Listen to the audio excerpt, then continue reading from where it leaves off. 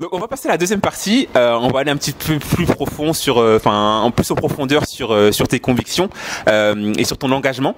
Ma première question, c'est comment tu définis l'éco-responsabilité selon toi? Alors l'éco-responsabilité, pour moi, ça serait une notion assez globale. Il y a la notion de responsabilité, c'est je pense qu'on est tous on devrait tous être impliqués parce qu'on est tous responsables du sort de la planète, du sort de la façon dont on s'adresse les uns aux autres, de la façon dont on prend soin les uns des autres. Et ce côté responsabilité, c'est vraiment se dire que chaque acte a un impact et que du coup, si notre vision des choses, c'est que chaque acte ait un impact positif, il faut se poser des questions. C'est-à-dire que l'éco-responsabilité, c'est au quotidien comment faire pour avoir une démarche plus respectueuse de la planète, pour avoir une démarche plus respectueuse des gens qui nous entourent, et même par rapport à soi. Je pense que c'est important, c'est aussi prendre soin de soi et le faire dans le respect de la planète, de la biodiversité, du vivant en règle générale. Très bien. Et du coup, d'où ça devient cet engagement en fait? Comment c'est venu et pourquoi aussi fort finalement? Alors, c'est assez, ça remonte à assez loin, mais moi, alors je sais pas si ça va être difficile pour moi de l'expliquer, mais moi, je suis rentrée vraiment dans dans ma démarche écologique, elle est née vraiment d'une démarche plutôt humaine avant tout. Moi, je sais pas, quand j'étais petite, j'avais l'impression que je voulais m'occuper de tout le monde. Dès qu'il y en avait un qui avait un problème, il fallait que je trouve des solutions. Quand on a envie à ce point-là de prendre soin des gens, donc de tous les êtres humains qui peuplent la planète, et on se rend compte très vite que la planète, le sort de la planète, c'est corrélé. Et si on prend pas soin de la planète, on peut pas prendre soin des êtres vivants et vice versa. Voilà, c'était d'abord les êtres humains et du coup, si on s'occupe des êtres humains, pour moi, on s'occupe de la surface de la Terre où ils habitent, quoi. Tu parles de la surface de la Terre. On sait aujourd'hui que le marché du bio il explose. Il y a qu'à aller dans les grandes surfaces où tu vois les rayons qui sont vraiment de plus en plus grands. Pour toi, est-ce que c'est une menace ou c'est plutôt une opportunité? C'est une très bonne question dans le sens où c'est tellement actuel et tellement difficile de démêler le faux du vrai sur toutes ces questions. Je pense que encore une fois, c'est à nous citoyens d'avoir cette responsabilité d'aller creuser ces questions. C'est-à-dire que, par exemple, moi, je préfère aller chercher mon beurre à la ferme, une ferme qui n'est pas forcément labellisée bio, mais où je sais qu'il y a 18 vaches sur la ferme, je les ai toutes déjà vues, je sais ce qu'elles mangent, elles poussent des choses qui poussent juste à côté de la ferme, je sais comment on les traite, je sais comment... voilà, plutôt que d'aller chercher du bio en supermarché, où, en fait, la traçabilité n'est pas claire du tout, où les normes européennes sont de moins en moins contraignantes et que du coup on autorise en fait dans le bio à ce pesticide là, on se dit ça va, on peut l'utiliser, et puis progressivement on se dit ce pesticide là ou ce colorant ou ce truc on peut l'utiliser, et du coup je pense que malheureusement c'est à nous de démêler le faux du vrai.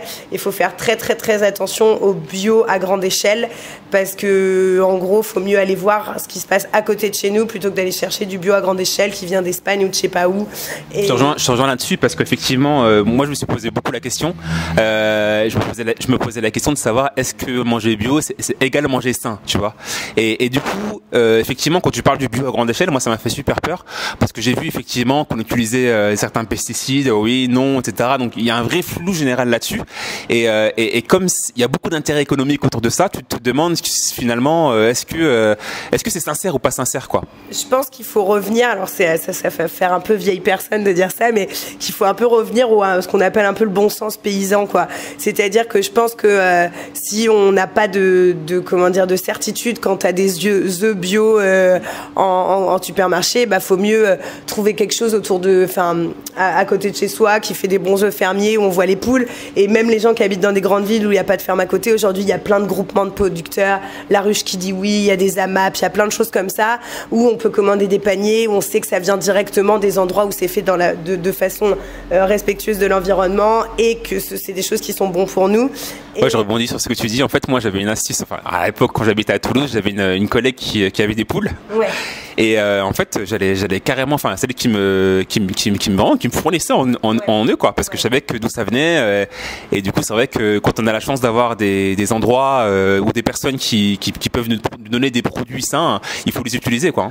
À fond. Et même moi ici, il y a plein de fois où les clients me demandent où est-ce que vous achetez vos légumes, et ils repartent tous avec des petits papiers, des numéros des gens. Et je pense que c'est aussi en parlant entre nous qu'il faut s'organiser. Et dès qu'on a des bons plans, moi j'achète mon poulet fermier là-bas, il est super, j'ai rencontré la fille. Il faut aussi être curieux un peu. Je crois qu'il faut aller aussi rencontrer des producteurs ou alors des groupements de producteurs ou alors des associations qui s'occupent de promouvoir le manger mieux, le manger plus local et tout. Et quel conseil tu peux donner justement aux gens qui veulent manger sainement, qui veulent manger plus de légumes locaux, etc. Enfin, déjà pour eux-mêmes être plus en forme, et aussi pour le bien de la planète également, et qui sont forcément des fois un peu seuls, tu vois. Et moi j'ai des gens par exemple qui disent moi j'aimerais bien en fait manger plus sainement, j'aimerais bien manger plus responsable, mais soit je suis tout seul dans ma famille, personne ne me suit, ou je sais pas où aller, ou je sais pas comment faire, quoi. Donc est-ce que tu peux donner quelques astuces comme ça aux gens qui sont intéressés par le sujet? Il y a 2-3 bibles genre sur la cuisine végétarienne, enfin voilà, qui sont des livres qui sont extrêmement faciles, où il y a des recettes hyper faciles, et je pense qu'il faut pas avoir peur de se lancer, de faire des petits tests. Et aujourd'hui il y a pléthore de chaînes Instagram, de chaînes YouTube, de gens qui, voilà, il y a des recettes des fois en 4-5 éléments qui sont hyper faciles à faire, et je pense qu'il faut vraiment se lancer. Faut aussi peut-être identifier des restos comme les nôtres et pas avoir peur de demander comment vous faites ci, de demander des petits conseils. Des fois voilà, il y a la petite épice qui va tout changer, la façon quelle carotte on va utiliser pour faire un super plat de légumes et tout. Et je pense qu'il faut vraiment se dire que toute cette cuisine saine, respectueuse de l'environnement et qui fait du bien au corps, en fait elle est pas si compliquée que ça à faire, et que vraiment c'est juste prendre des fois 10 minutes, je vais me faire ça ce midi, des œufs c'est pas compliqué à travailler, des légumes c'est pas compliqué à travailler, surtout quand on les achète bio. Des fois souvent il n'y a pas besoin de les éplucher, il n'y a pas besoin de leur faire un traitement, il y a des cuissons simples, des cuissons douces, et en fait ça va vite, quoi. Il faut juste des fois arrêter de se faire une montagne et juste se lancer un tout petit peu et identifier vraiment, je le dis encore une fois, des lieux qui proposent ce même type de nourriture que nous. Et comme ça, peut-être ça aide les gens à se lancer, ils s'habituent de plus en plus à manger comme ça. Et au début, après, ils commencent à manger du quinoa, ils commencent à manger des pois cassés, des pois chiches, plein de légumes, de la betterave, et qu'en fait c'est hyper bon la betterave quand on la cuisine bien. Mais alors, ça c'est un peu notre spécialité, de faire manger des choses aux gens qui n'ont pas du tout l'habitude de manger, et du coup pas se mettre de barrières. Et il y a des fois on se plante, c'est carrément dégoûtant ce qu'on fait, ça a pas de sens, et c'est pas grave, on s'est planté, mais du coup au moins on essaye, et progressivement, et ça vient hyper vite. Ce que je trouve vraiment intéressant, c'est qu'en fait, on partage vraiment les mêmes valeurs, j'ai l'impression, sur le fait d'essayer les choses, tu vois, de pas se mettre des barrières mentales parce que c'est la société, c'est notre environnement qui nous fait croire des choses, alors que finalement, il suffit d'être un petit peu curieux et d'un peu de tester, de tenter des choses, et finalement, on se rend compte que c'est pas si mal que ça, c'est pas si compliqué que ça. Tu parlais tout à l'heure de l'exemple de la betterave. Moi, je détestais avant à l'ancienne les betteraves, mais un truc de dingue. Je détestais ça. Et je suis allé dans un restaurant une fois, c'était un restaurant végétarien, et franchement c'était super bien cuisiné, et depuis là ça y est, tu vois.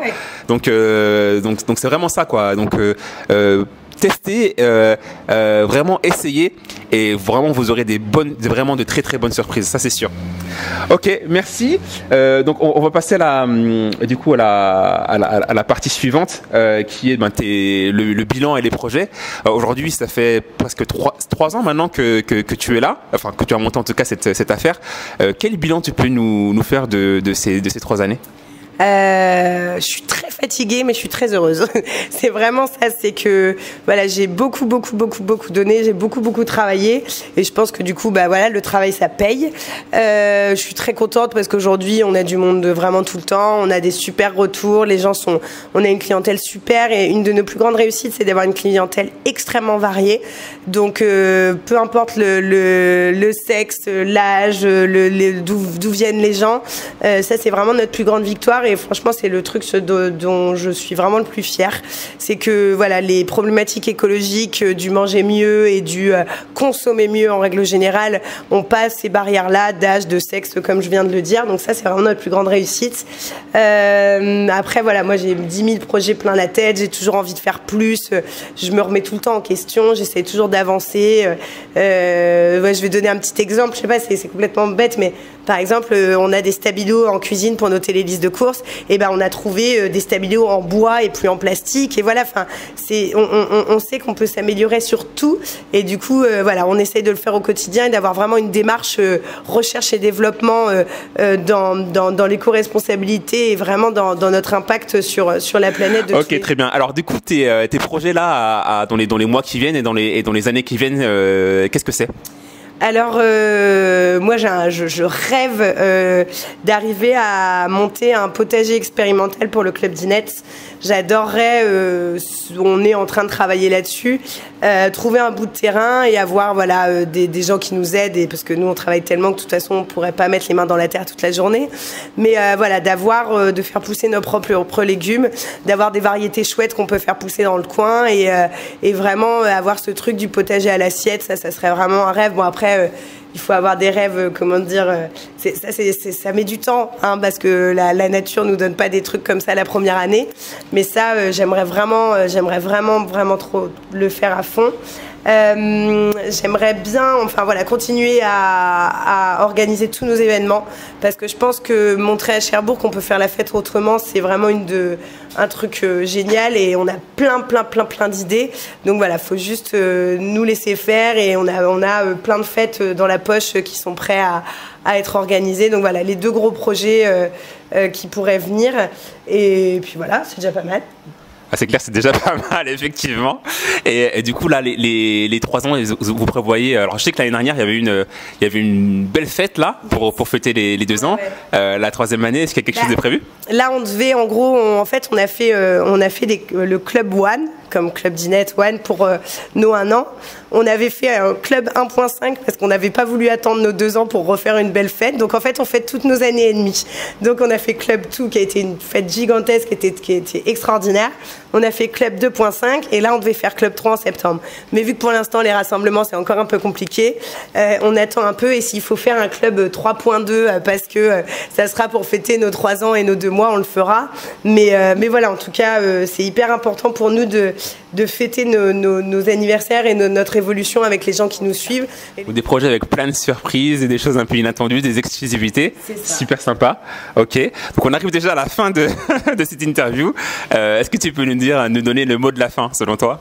Le mot de la fin, selon moi, que de vivre dans le respect de la planète et de façon écologique.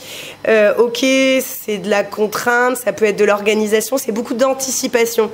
C'est-à-dire que forcément, faut peut-être faire ses courses un peu en avance, faut peut-être un petit peu, préparer 2-3 trucs en avance. C'est de l'organisation, mais que ça rend vraiment heureux, qu'on est bien dans sa tête, on est bien dans son corps.